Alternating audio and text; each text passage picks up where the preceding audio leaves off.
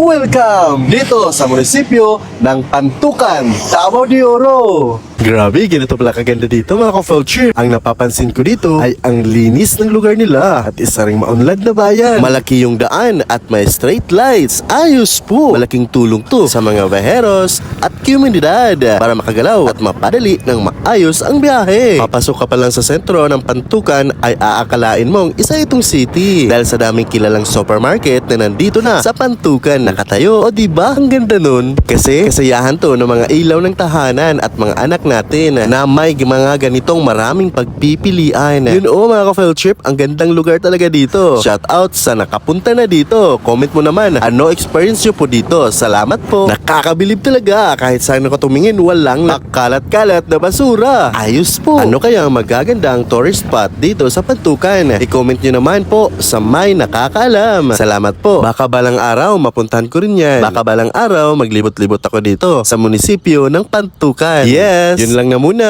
Bye-bye!